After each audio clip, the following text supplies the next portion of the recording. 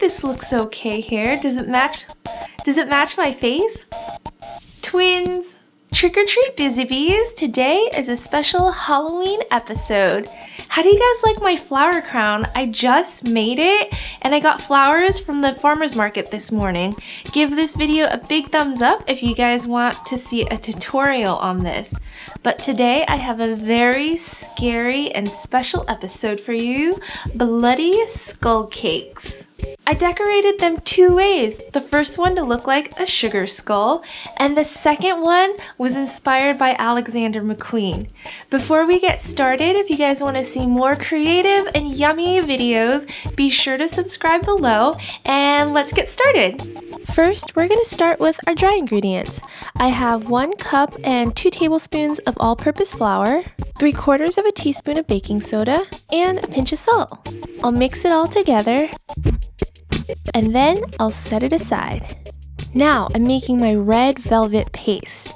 Here I have 2 tablespoons of cocoa powder, and then I'm adding in 2 tablespoons of red food coloring, one at a time, mixing well after each addition. Red velvet tablespoon number 2, mix, mix, mix, and voila, our red velvet paste. I know this looks like a lot of red food coloring, but you need it to have that deep red bloody color for the cake. Another good natural substitute is beet juice, but the cake's going to turn out a little bit more on the purple side. Totally up to you what you want to use though. Here we have 1/2 cup of milk that will turn into buttermilk. All you have to do is add in 2 teaspoons of lemon juice and let it sit for a while, 3 to 5 minutes until it starts to curdle up like this. And to complete our wet mixture, I'm going to add in 1 teaspoon of vanilla extract, 1/2 tablespoon of vinegar to give it some tang. Vinegar is not a typical cake ingredient, but since this recipe has so much going on, it's going to help the cake rise to be nice and fluffy. And 1 egg.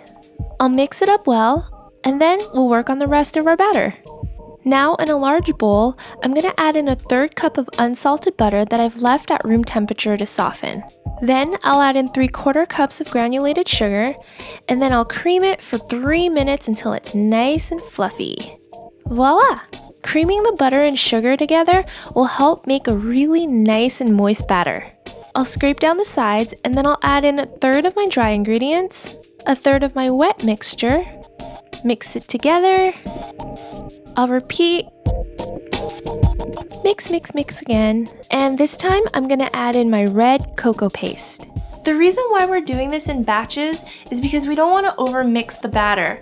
Overmixing creates a tough and dense batter, and we don't want that. Mix that baby up, not all the way though, because we're going to finish it by hand.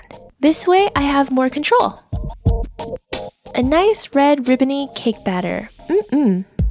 Here is my awesome cake pan.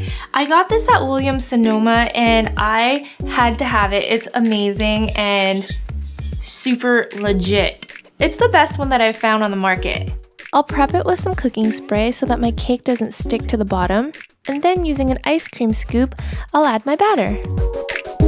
I'll give it a good shake to release any air bubbles and to smooth out the top, and then I'll bake the cakes for 20 to 22 minutes until it's done.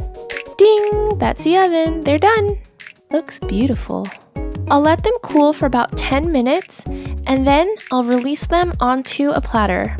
Voila! My skull cakes, they look nice and evil. I'll let them cool completely for about an hour while I work on my cream cheese frosting and glaze.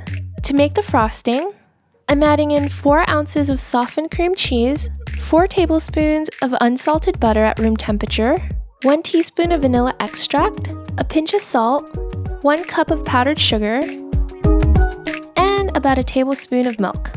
Mix it all together until it's nice and thick, and we have our cream cheese frosting. This frosting will serve double duty today, 1 to decorate and 1 to glaze.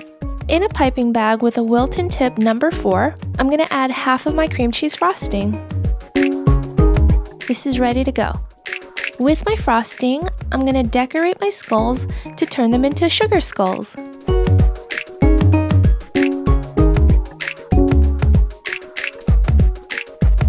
Anything goes here. This is where I get to flex my creative muscle and go wild with the cake decorating. With the remaining frosting, we're gonna thin it out with 2 to 3 tablespoons of milk to make a glaze. Now in a bowl, I'm gonna add some black sanding sugar. This is the black sanding sugar that I used today. It's a lot finer, but I prefer the ones that are coarse and a little bit bigger because it has more definition and provides a lot more texture for the skull. I actually use that on my Taste Made video, so if you guys haven't seen that yet, go check it out. And then to add some sparkle and definition to the black sanding sugar, I'm gonna add in some orange sanding sugar. Just about 2 to 3 tablespoons though, because we just want little speckles of it. Gold speckles would look really awesome too. If you guys want to find the gold and the black sanding sugar, be sure to check out my link below. You can get them on Amazon. I'll take a skull cake, dip it into my cream cheese glaze, and then I'll suffocate it in my black sanding sugar. How evil does it look? Boo! So evil. Now I'll just line up my sugar skulls and my evil skull onto a platter. Aren't they so pretty yet scary at the same time? They're spooktacular. Now let's give them a try. Yum, yum, yum. I love how the red cake shows through underneath the black sanded sugar to mimic blood. Let's give it a try though.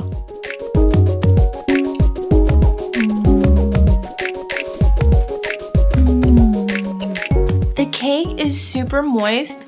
I hate that word, but there's really no other way to describe this cake. And I can really taste the cream cheese glaze just kind of peeking out there, and then the black sanded sugar. It creates like this crunchiness that I love, kind of like, you guys know sour gummies where it has that kind of crunch from the sugar coating? It's really good. You guys have to try this. I love a good spooky treat, but not so much tricks.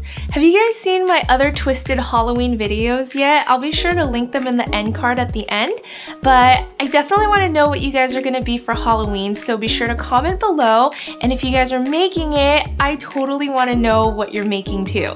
Thank you so much for watching. Happy early Halloween, and I will see you guys next time. Bye!